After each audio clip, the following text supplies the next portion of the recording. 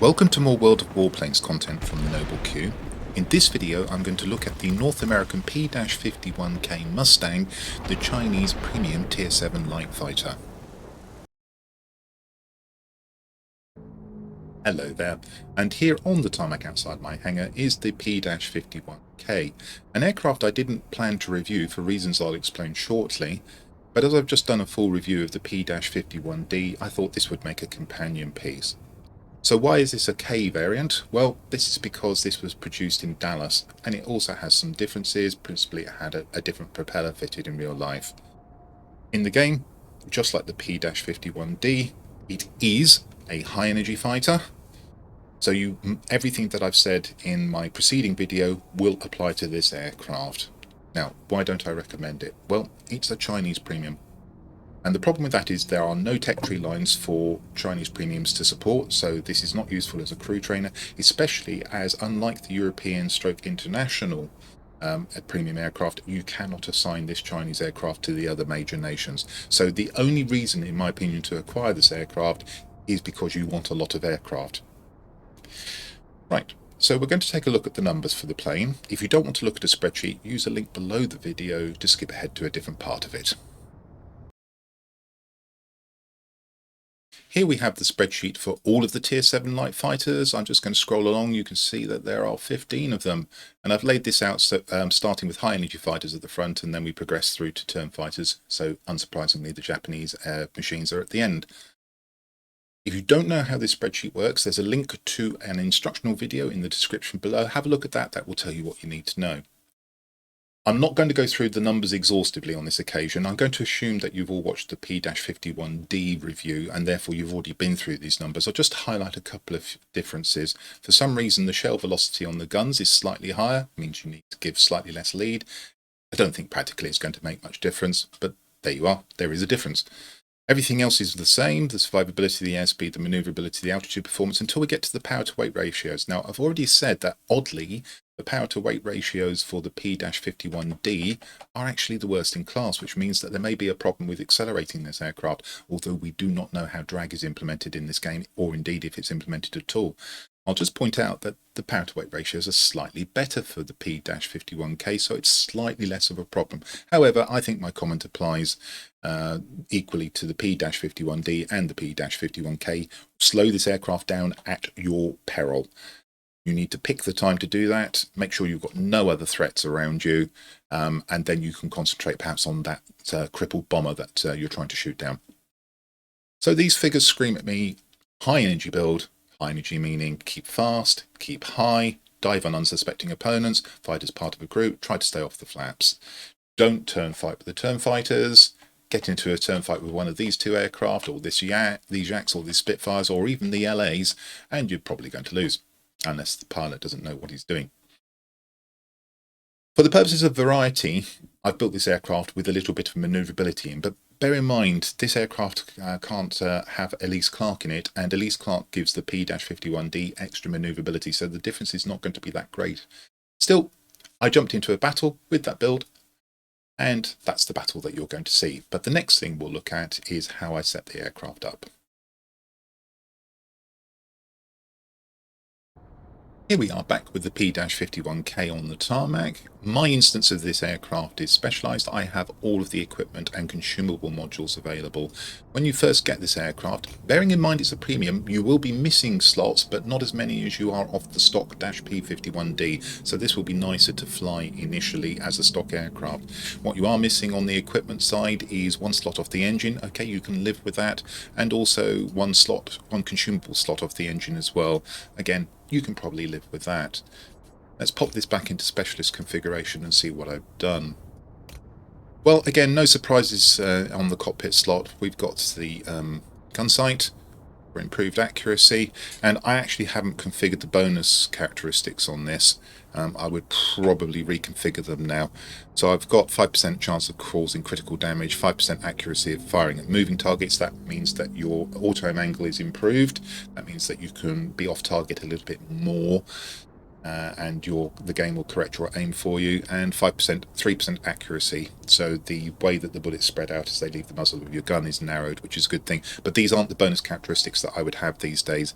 I would definitely go for the 10% chance of causing a fire, probably 10% chance of causing a critical, and then keep the other 5% of chance of causing a critical. The only other characteristic I might use instead of that last one, the 5% chance of inflicting critical damage, is the bottom one there, the pilot's resistance to injuries. Went with the polished skin. The alternative, if you're going to go for a slightly more manoeuvrable build, is to put on a lightweight wing frame. I don't think you're going to want to put a tank build on this aircraft, and that's something I might experiment with as well, just to see how it feels, to see whether it's better than the way that I've approached it. But because I want to emphasize speed still, I thought it was better to take one of the engine slots. So the polished skin here to improve your cruise speed and acceleration whilst diving, which means you may use, for instance, against the BF-109G, which in every respect is an airframe very similar to yours, diving away from an unspecialized one of those may be possible by using a polished skin. But if we look at the bonus characteristics, well, if you want to go for a manoeuvrability build, you might want to pick off the yaw manoeuvrability, and you might want to pick off the 1% manoeuvrability in turns. Otherwise, you're going to pick off acceleration while diving to try and make your diving speed as quick as possible, which means that you can get away from aircraft that you've hit as fast as possible and possibly get away from that BF-109G as well. And then I've picked off maximum speed with boost. But it's very much here how you want to fly the aircraft. Do you want to emphasize a little bit of maneuverability with this particular build, or whether do you want to emphasize speed?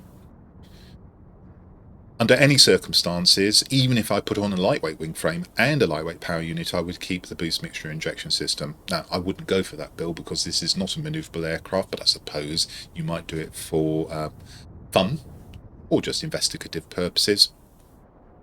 Picked off here boost characteristics, plus 5% boost availability, beg your pardon. But then I would probably reconfigure this to get the 10% and the 5% engine cooldown rates here. You can see I haven't done a lot of work on this aircraft, and that does reflect its status as an outlier in the game. And then here's the lightweight power unit, and this is the bit where I've gone for manoeuvrability. Instead of putting on an uprated engine, which would have been the speed build choice, and which I did with the P-51D, I've put on the lightweight power unit here to improve the manoeuvrability of the aircraft. And then you can look at the characteristics here. Pretty much they're mostly to do with speed. The top four are.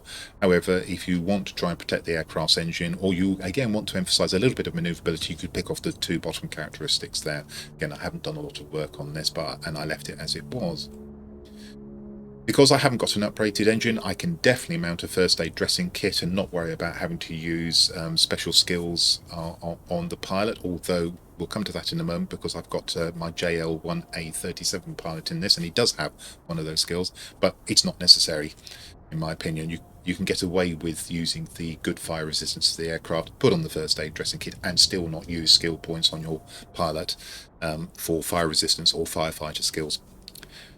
Pneumatic air control assist to help me if I'm fighting perhaps another P-51 or a BF-109G. Engine cooling, 10 seconds of extra boost provided you've got at least 1 second available. And the engine restart. Not very nice to lose the engine on this. You want to put it back in as soon as possible. Universal ammunition would be the choice of most people here to increase the chance of causing fire and inflicting critical damage. At the moment I'm using gold, as I've explained in previous videos. And the effect of that here, using incendiary ammunition, which is what I recommend for machine guns, and it's what the game recommends as well, of course, as you can see there, increases the chance of causing a fire. Right, so let's talk about crew skills. I have the dialog box up for the pilot that I've currently got in the P-51K. The important thing to note here is that the P-51K is not a classic crew trainer, and that's because there are no Chinese tech tree lines, no crew to train. All you can do is train pilots from other Chinese premiums, and here's a case in point. I've got my pilot from the Tier 8 premium jet fighter, the Chinese jet fighter, the JL1A37 Shenyang, and a fine aircraft that is. I have a video on it, you might want to go and watch that. That means the skills are configured more for that aircraft than they are the P-51K. If I was starting afresh and dedicating a pilot to the latter machine, I'd start, given that I've got maneuverability and speed equipment on the aircraft, with Aerodynamics Expert, and then I'd probably concentrate on Engine Guru 1 and Engine Guru 2 next, and then work my way up to cruise flight. However, since I've injected a little bit of maneuverability into the build, I might actually go Aerodynamics Expert, Engine Guru 1, cruise flight, or possibly keep this Aerobatics Expert for that little bit of extra maneuverability. Then go Engine Guru 2, and then and only then would I start working on Marksman 1 and Marksman 2. However, I don't want to reconfigure this pilot. I want to keep him for the Tier 8 aircraft. This set of skills will work well enough, although I feel that fire resistance and firefighter are in this case a little bit wasted. Okay, so let's go and see what effect on the base characteristics of the aircraft my choices have had. Here's the spreadsheet summarising the post-build effects of the choices I've made.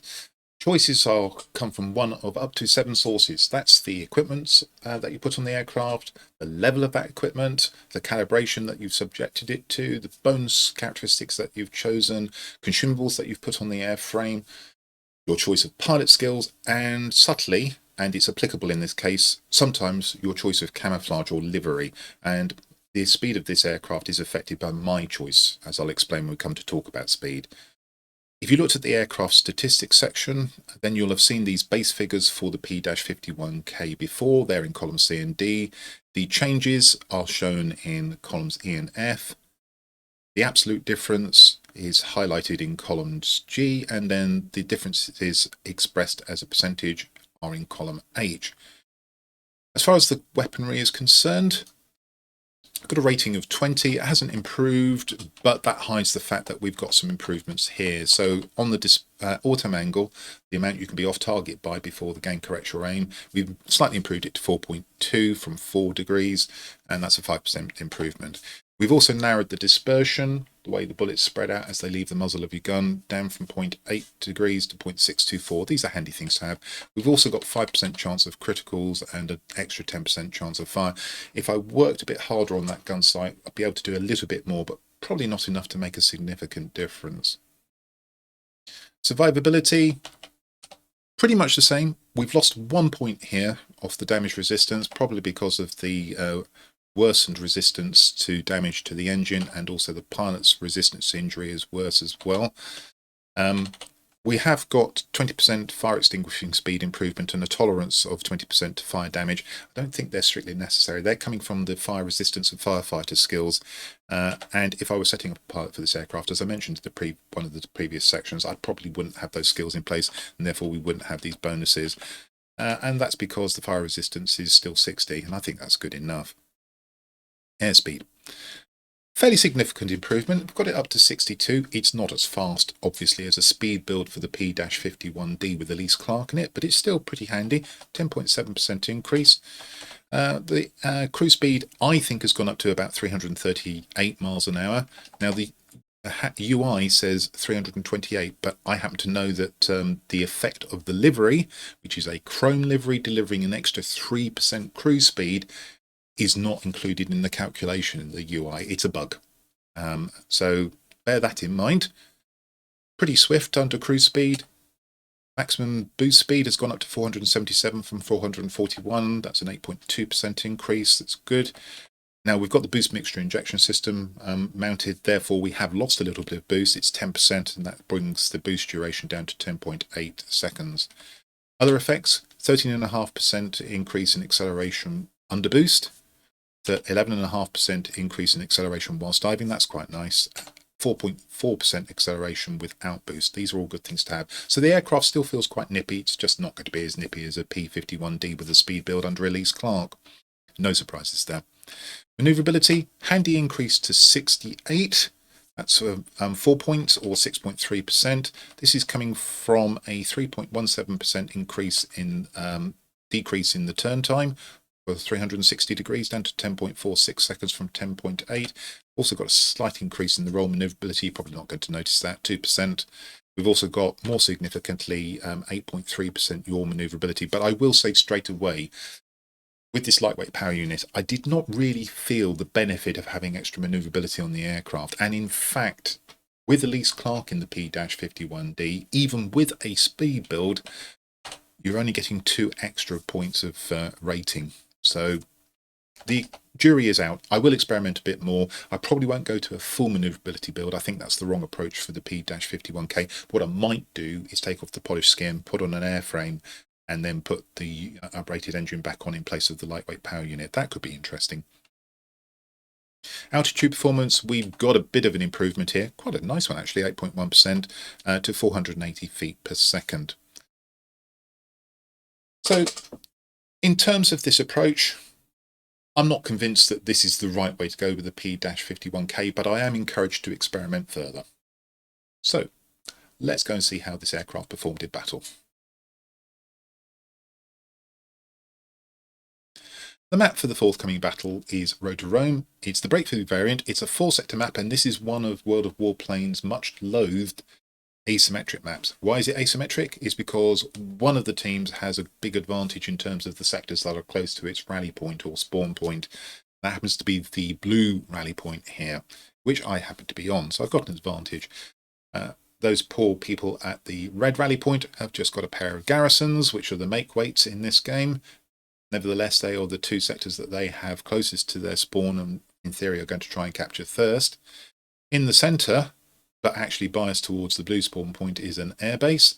You can spawn there, you can get a different aircraft of the same tier if you're destroyed, or you can get full repairs, and also critically it allows you to launch attacks on the 2 garrisons of the enemy. And if that weren't enough, near the blue rally point there's also a command centre which will release bomber flights to try and take those garrisons. So basically, if you're on the blue rally point and you control the command centre and the airbase for most of the game, you're probably going to win, because at some point the bomber flights are likely to overwhelm the defenders and take at least one of the garrisons. As for the team on the red rally point, not only do they need to hold their garrisons, but they also need to strive might and main to deprive the enemy team of the airbase.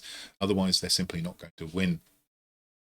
As far as the order of battle is concerned, I'm in my P-51K and I've got a P-51D for company at Tier 7. I bet you Elise Clark was in that. There's also, in terms of an airframe, the fairly similar I-220. Of course, the weaponry is very different, and I've got a recent video on that aircraft if you'd like to go and watch that. And then down at Tier 6, we've got another Mustang, a P-51A variant, along with a Dornier 217M bomber. As for the enemy team, they have a Yak-3, highly manoeuvrable, could be good at the airfield. A Key 93, and this is the Tier 7 Japanese heavy, which has lost its manoeuvrability. Still hits pretty hard though. An aircraft I always watch out for when I'm in a Mustang, and that's the BF-109G, which is an airframe, is highly competitive, and if that glues onto your tail, unless you can zoom up into the very high altitudes and make it stall, you're probably going to lose your aircraft. Down at Tier 6, they have an ME-410. It's not specialised. I wonder if it's got Albrecht Schneider in it. If it has, it could still be a very powerful aircraft. And then we've got a PE-2 M82, and spoilers, this particular aircraft features quite heavily in this game.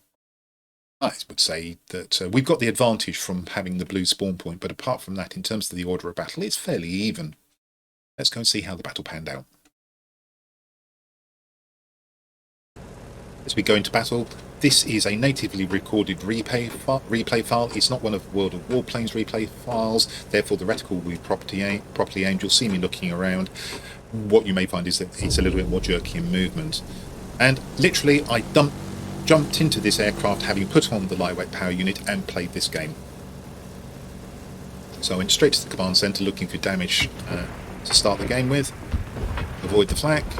Spot the first air defence aircraft coming towards me, wait for it to come into range, destroy it, get a few shots in another one. Now I might be looking for the second nearest aircraft here rather than the one that is nearest to me, because this isn't a manoeuvrable plane. That's exactly what I did. Take out a second air defence aircraft, my team takes out the third. We've done enough, we have the command centre. No surprises there, it's near to the spawn. The enemy has its first garrison, we're all hightailing it towards the airfield, and now what we need to do is try and take that and control it. Do that, we're in a good position. Now the enemy has already started going there, and if I'm on the red spawn on this map, I tend to dash for the airfield if I've got the right sort of aircraft and ignore the garrisons, and try my best to deny the blue team from getting hold of it. The enemy team, I should say. They'll be red, of course. So again, we're spotting, and here we have an air defence aircraft coming towards me. It's going pretty slowly, it should be an easy kill. It is. Spot a heavy, that's the ME-410, it's too low, we've got the airfield anyway. Let's get this dangerous opponent out of the way. And he's out, major contribution, and then I spot the bomber. My opinion, I'm not a bomber maven to be truthful, so people may feel free to correct me. I think the PE-ME2 is best flown as a dive bomber.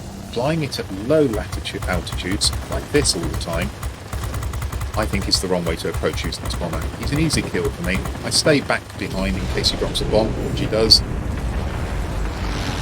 And then I spot the bot bomber has got over the command centre as well. I'm close to it, so I go and address that.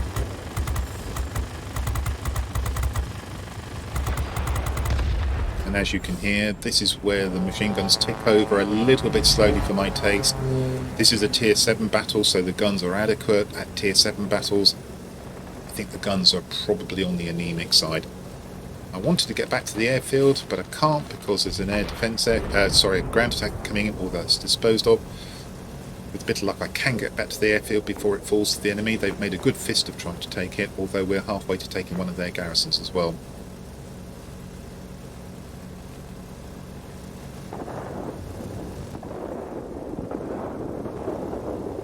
Sting went out of the enemy's attack. The BF-109G went down, but it was outside of the sector.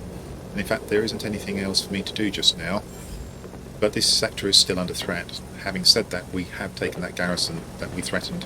And here's the bomber at low altitude again. And he's over an airfield.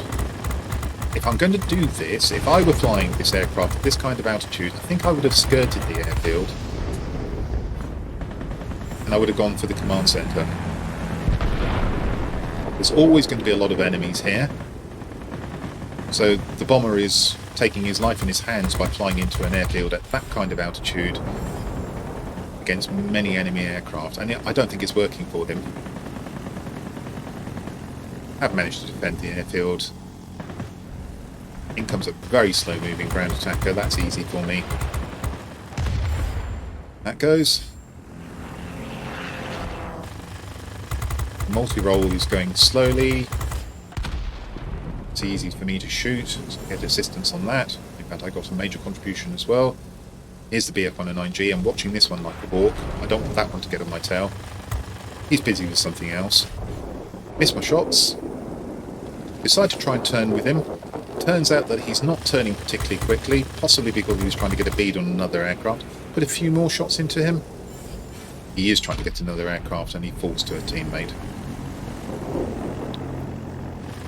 And at this point the enemy is making the classic mistake of coming in one by one. Well, bots will do that, there's nothing you can do about that, but humans should beware of flying into a blue sector on their own. And now the PE-2M82 has thought better of his previous tactics and he's up high. And I'm going to chase him. I think probably the air defence aircraft caused him to manoeuvre like that, but all it did was bring him easily within my range.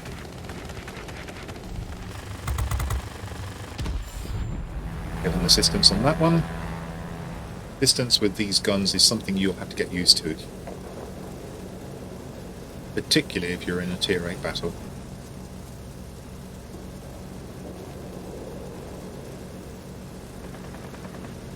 And already the enemy is looking so disorganised that I can't see them coming back from this. They've been unable to get the airfield. Pinch that kill. They're coming in dribs and drabs, which is ideal for us because we've got our forces concentrated at the airfield. Get a bit too close. The Yak-9U, so I don't destroy it, get more resistance. Had I been a little bit more effective here, this could have been a really good score.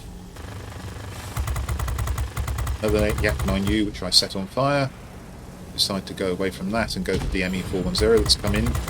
It's now presented himself. I actually got that Yak-9U, it's just gone up in flames, I realised. Kill the ME-410 as well. Get onto the P-47N, that can't outmaneuver me, so I'm going to stick on it. Kill that. Look around for another target. ground attacker is probably my best choice, although there's a fighter coming towards me very quickly. Need to be careful about that. Got assistance on the ground attacker, I couldn't finish it off. Fighter decides to address me. He's not turning very well, I can tell you that. He's still getting shots in on me. And at this point I was actually shouting at the other aircraft, the blue aircraft in front of me, go round the other way. Absolutely determined to go around the same way as me, and I can't break out of this turn, otherwise I will get shot down. But finally my teammate does dispose of him. And towards the ground attacker, I can hear that something's shooting at me, so I speed away. Get the ground attacker, turn around to see what else I can shoot at. Yak 9U is going to come into range. And you can see the benefit of setting up criticals on your gun side. It's a fairly low DPS aircraft, so having criticals such as fire is very nice, it will help you a lot. Now we're looking for our final targets. We have dominated our two sectors all game long. As I said right at the start, that probably means that we'll win. It's going to be the case here. Shots into the ground attacker. I'm still not being shot. Swap to another target and kill that. The Winged Legend goes through. P-82M has decided he's going to have another go at low altitude bombing. Would have got shot down, but the game ended. And there we go. Quick fire, 15,000 points. Nothing particularly spectacular, but as I say, I just jumped into the aircraft with that new build, and that was the result. Let's have a look at the result of this battle, and we see from the centre it's a 3 chevron battle, or a grade 3 fighter, which grossed 179,082 credits, silver if you prefer. Nearly 60,000 of that came from a premium account bonus. Just to drop into the message box to show you that there were no expenses, I didn't lose the aircraft, so no repair costs, and I was using prepaid consumables as usual. Aircraft experience 6,607, the base there is 2,643, premium account bonus 1,321. This was a first win of the day, times 2, and other bonuses make up the rest of that total there. 330 free experience, 264 base, and 66 coming from the premium account bonus, and a nice little haul of 3 tokens. First medals of the day, the Akamatsu, the McCampbell, and the Winged Legend, and there they are. Look at the personal score tab, we can see that one of the 3 class-specific missions was complete, destroying aircraft when defending. Well, I was defending that airfield a lot, so that's not surprising. 4/5 complete on the aerial targets destroyed, but because I stayed at the airfield for the most part of the game, I didn't actually get many capture points for attacking other sectors, and that's why this is only a 3 chevron game. 15,295 personal points, 2 sectors captured, 14 aerial targets destroyed, 5,836 damage to aerial targets, 15 criticals coming off those machine guns, not too bad, didn't lose the aircraft, and 440 capture points received. Unsurprisingly, mostly for defending, 320, with 120 coming from attacking. On the team score tab, we can see that that was enough for first place on my team, both by personal points and chevrons, and it would have been first place by personal points on the enemy team, level on chevrons with the ME410. Nice contribution from the I-220 there. Recently did a video on that aircraft. It can be pretty good. And the Dornier for a 4-sector map, well, that's okay. So a reasonable contribution. On the enemy side, the ME410, excellent aircraft, down-tiered, still put himself about a bit and came top of his team, well done. The Yak-3 tried hard. Didn't really like the way this PE2 M82 is being flown. I think flying low and level with that aircraft isn't the right way to fly. It's better used as a dive bomber and harder to hit then.